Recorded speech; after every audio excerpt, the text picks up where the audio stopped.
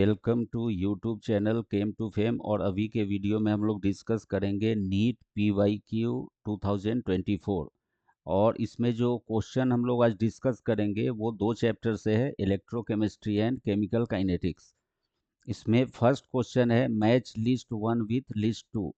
List one में कुछ conversion दिया हुआ है और लिस्ट टू में वहाँ पे नंबर ऑफ फैराडे कितना यूज हुआ वो दिया हुआ है। तो हमें ये दोनों को मैच करना है। तो हम लोग क्या करेंगे, सबसे पहले ये लिस्ट वन में जितना कन्वर्सन है सबको वन बाय वन डिस्कस करके और कैलकुलेट करेंगे कि हर एक कन्वर्सन में कितना फैराडे यूज हो रहा है। तो सबसे पहला है 1 मोल ऑफ वाटर 2O2। तो ये जो कन्वर्सन होगा वो क्या हो जाएगा, H2O। ये चेंज होगा 2H plus ½ O2 plus 2 electron 2 electron. तो यहाँ पे हम क्या देख रहे हैं कि जो वाटर मॉलिक्यूल है ये जब O2 में कन्वर्ट हुआ तो कितना इलेक्ट्रॉन का एक्सचेंज हो रहा है, 2 इलेक्ट्रॉन। मतलब ये कितने फेराडो को रिप्रेजेंट करेगा, ये 2F को रिप्रेजेंट करेगा। तो फर्स्ट कन्वर्सन में हमें 2F मिल रहा है। सेकेंड कन्वर्सन है हमारा MnO4 माइनस, ये चेंज हो गया Mn2 प्लस में। तो यहाँ पे 5 इलेक्ट्रॉन का यूज होगा, 5 इलेक्ट्रॉन गेन करेगा। तो यहाँ पर जो फैराडे यूज होगा that is equal to 5F।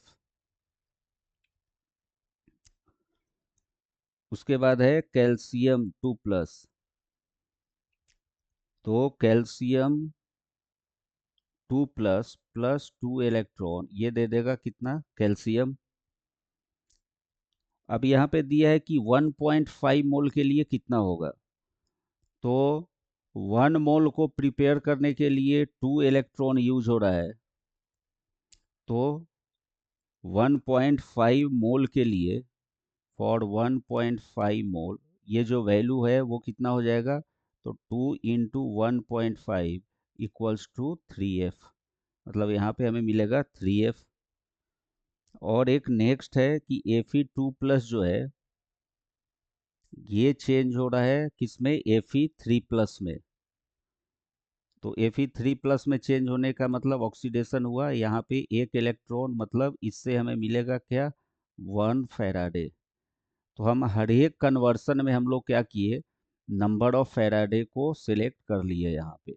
अब इसको लेकर के देखना है कि करेक्ट ऑप्शन कौन सा है। तो वाटर के लिए हमें कौन सा मिला, 2F। फिर MnO4 माइनस के लिए हमें कितना मिला, 5F। 1.5 mole of calcium from molten CaCl2 के लिए हमें कितना मिल रहा है, तो 1.5 मोल के लिए 3F। और Fe2 प्लस Fe3 प्लस में चेंज हुआ उसके लिए 1F। तो इसका जो करेक्ट ऑप्शन है वो कौन सा हो जाएगा, हमारा फर्स्ट। हमें ये कन्वर्सन के लिए ये रेडॉक्स प्रोसेस को समझना जरूरी है। हम ये सारे रेडॉक्स चेंज को यहाँ पे डिस्कस किए वन बाय वन। और इसमें जितना इलेक्ट्रॉन यूज हो रहा है या वो डोनेट हो रहा हो या फिर एक्सेप्ट हो रहा हो, वो इलेक्ट्रॉन उतने फैराडे को रिप्रेजेंट करता है। क्योंकि फैराडे का क्या मतलब होता है, quantity of charge carried by 1 mole of electron is called as Faraday. और वही फैराडे का वैल्यू हम लोग जो कांस्टेंट यूज करते हैं उसके लिए हम इलेक्ट्रॉनिक चार्ज को एवोगेड्रो नंबर से मल्टीप्लाई करें तो वो वैल्यू हमें मिल जाता है 96500 कूलम। तो हमें सीधा ये कन्वर्सन में देखना है, ध्यान देना है कि कितना इलेक्ट्रॉन डोनेट हो रहा है या कितना इलेक्ट्रॉन एक्सेप्ट हो रहा है। जो इलेक्ट्रॉन डोनेट हुआ या एक्सेप्ट हुआ that will represent number of Faraday. तो इसका करेक्ट ऑप्शन हो गया हमारा ए। नेक्स्ट क्वेश्चन जो है वो भी है इलेक्ट्रोकेमिस्ट्री से, मास इन ग्राम ऑफ कॉपर। मतलब हमें मास को कैलकुलेट करना है, डिपॉजिटेड बाय पासिंग करंट का स्ट्रेंथ दिया है क्वेश्चन में 9.6487 ampere through volt meter containing copper sulphate solution for 100 second. मतलब क्वेश्चन में दो टर्म दिया है, करंट का स्ट्रेंथ दिया है और टाइम दिया हुआ है। मोलर मास कॉपर का ये हमें यूज करना है 63 और 1 फैराडे का वैल्यू है 96487 कूलम। अब इसको लेकर के जो हम लोग यहाँ पे फॉर्मूला यूज करेंगे वो हो जाएगा हमारा कौन सा। तो सबसे पहले यहाँ पे हम रिएक्शन लिख ले तो क्या हो जाएगा, कॉपर 2 प्लस प्लस 2 इलेक्ट्रॉन, ये हो गया हमारा कॉपर। अब इसका जो मास है वो हमें कैलकुलेट करना है कि क्या होगा। यहाँ पे इस रिएक्शन में, रिडक्शन हाफ रिएक्शन में एन का वैल्यू कितना मिला 2, मतलब नंबर ऑफ इलेक्ट्रॉन कितना गेन कर रहा है 2। और हम यहाँ पे फैराडेज फर्स्ट लॉ का यूज करेंगे। फर्स्ट लॉ का फॉर्मूला क्या होता है, W equals to Z I T. Z को बोलते हैं हम लोग इलेक्ट्रोकेमिकल इक्विवेलेंट। और जो जेड होता है, Z equals to equivalent weight E by F. अब इसको हम फाइनल फार्मूला में रख दे तो क्या मिल जाएगा, W इक्वल्स टू जेड के जगह रखना है ई बाई एफ और यहाँ पे आई टी। अब ये सारे वैल्यू को पुट करके और हमें कैलकुलेशन कर लेना है। तो W इक्वल्स टू क्या हो जाएगा, इक्विवेलेंट वेट वो हो गया कितना 63 इंटू करेंट का स्ट्रेंथ दिया है 9.6487 इंटू 100 डिवाइडेड बाई, ये हो जाएगा हमारा 96487। मतलब ई का वैल्यू जो है वो हमें मिला 63/2। क्यों, क्योंकि equivalent weight of element equals to atomic weight by valency. यहाँ पे कॉपर के लिए वैलेंसी एन फैक्टर कितना है 2, इसलिए यहाँ यूज हुआ 2। और एटॉमिक वेट होता है 63, जो क्वेश्चन में दिया है 63, उसका यूज कर लिए। और ये सारे वैल्यू को रखने के बाद अगर हम इसको सिंप्लीफाई कर रहे हैं तो हमें फाइनल जो आंसर मिल रहा है वो कितना हो गया, 0.315 ग्राम। मतलब कॉपर का वेट जो हमें मिलेगा दैट इज 0.315 ग्राम। और ये है हमारा सेकेंड ऑप्शन। तो ये क्वेश्चन में सिंपल क्वेश्चन था जिसमें करंट दिया है, टाइम दिया है और हमें जो कॉपर डिपॉजिट होगा उसका मास कैलकुलेट करना है। इसके लिए हम लोग रिडक्शन हाफ रिएक्शन लिख लिए। रिडक्शन हाफ में हमें पता चला कि नंबर ऑफ इलेक्ट्रॉन कितना गेन हो रहा है, वो हो गया उसका वैलेंसी, जो इक्विवेलेंट वेट को कैलकुलेट करने में हेल्प करेगा। वी का वैल्यू यहाँ पे रख दिए 2। और मेन फार्मूला है W equals to Z I T. Z का मतलब हो गया E by F, equivalent weight by Faraday. अब नेक्स्ट क्वेश्चन जो हमें देखना है वो है केमिकल काइनेटिक्स से। केमिकल काइनेटिक्स इसमें दिया है कि activation energy of any chemical reaction can be calculated if one knows the value of. तो इसमें हमें क्या करना है, एक जो फैक्टर है कि rate constant at two different temperature. मतलब ये ऑप्शन करेक्ट होगा क्यों, क्योंकि इसका जो फॉर्मूला है दैट इज लॉग K2/K1, मतलब equilibrium constant at temperature 2, equilibrium constant at temperature T1। Log K2/K1 equals to, ये हो जाता है क्या, activation energy EA divided by 2.303 R। और दो टेम्परेचर वैल्यू हम लोग लेंगे तो final temperature T2 minus T1 divided by T1 into T2। इसमें क्वेश्चन में क्या बोला हुआ था कि activation energy can be calculated if one knows. मतलब इस एक्टिवेशन एनर्जी को अगर हमें कैलकुलेट करना है तो हमें और कौन सा पैरामीटर पता होना चाहिए। तो उसका करेक्ट आंसर होगा rate constant at two different temperature. मतलब अगर रेट कांस्टेंट वैल्यू हमें पता हो दो डिफरेंट टेम्परेचर पे T1 और T2 पे, तो हम क्या कर सकते हैं, एक्टिवेशन एनर्जी को कैलकुलेट कर सकते हैं। इसलिए इसमें जो करेक्ट ऑप्शन है वो हो गया हमारा D, last option. Next question भी है हमारा केमिकल काइनेटिक्स से ही, प्लॉट ऑफ लॉन के versus 1/t is consistent with Arrhenius equation. तो इसमें हमें क्या करना है, एक इक्वेशन यहाँ पे लिखना पड़ेगा कि ln k equals to minus E A divided by R T plus ln A. अब यहाँ पे हमें क्वेश्चन में दिया है कि जो ग्राफ है वो किसके बीच में, तो ग्राफ है लॉन के वर्सेस 1/t। तो इसमें जो हमारा लास्ट ग्राफ है, इस ग्राफ में अगर हम देखें तो जो इंटरसेप्ट होगा, इंटरसेप्ट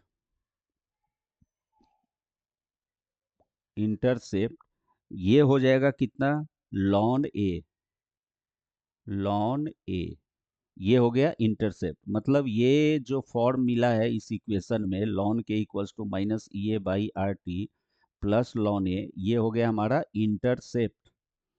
और जो स्लोप होगा, स्लोप,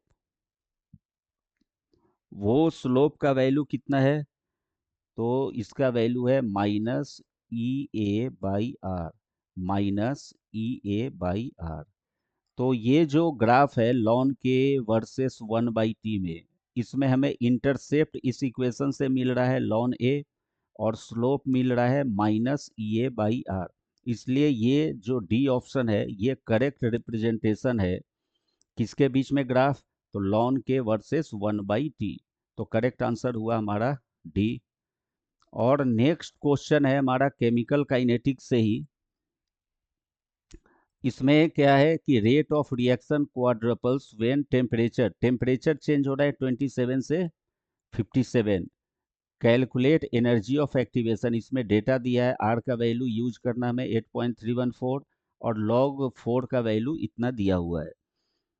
तो इसमें हम लोग क्या करेंगे, सबसे पहले कि जो हमारा टी वन वैल्यू है उसको लिख लेंगे, इसको हमें कन्वर्ट कर लेना है केल्विन में।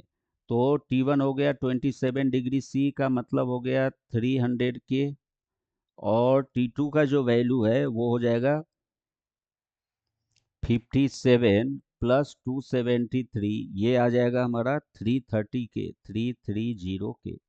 अब इसमें हमें क्या करना है, ये कंडीशन को यूज करना है कि रेट ऑफ रिएक्शन क्वाड्रपल्स, मतलब 4 टाइम्स हो जा रहा है when temperature changes from 27 to 57। तो इसमें हमें यूज करना है यहाँ पे कि K2 इक्वल्स टू 4K1। मतलब ये क्वेश्चन को हमें इसी बेसिस पे आगे बढ़ाना है। इसके लिए फॉर्मूला यूज कर लेंगे हम लोग, log K2 divided by K1 equals to EA divided by 2.303 R into T2 minus T1 divided by T1 into T2। ये फॉर्मूला हम लोग पहले भी यूज कर चुके हैं। अब हमें क्या करना है, इस फॉर्मूला में वैल्यू को पुट करना है, लॉग, इसको लिख सकते हैं 4K1 डिवाइडेड बाई K1, ये यूज करके K2 के जगह लिख दिए कितना, 4K1 इक्वल्स टू क्या हो जाएगा, ई ए डिवाइडेड बाई 2.303, और आर का वैल्यू जो क्वेश्चन में दिया था वो यूज कर लेना है 8.314। तो ये होगा इंटू 8.314, और T1 और T2 का वैल्यू यहाँ पे रखना है 330 माइनस 300 डिवाइडेड बाई 300 इंटू 330। अब हम यहाँ पे देखें कि K1 कैंसिल हो जाएगा, तो बचेगा log 4, और log 4 का वैल्यू क्वेश्चन में ऑलरेडी दिया है 0.602। तो हम यहाँ पे यूज कर लेंगे वैल्यू 0.602। तो आगे हमें क्या लिखना है यहाँ पे, 0.602 equals to E A into, अब बस सिंप्लीफाई करना है इसको, तो ये डिफरेंस आ जाएगा 30 divided by 2.303 into 8.314 into 300 into 330।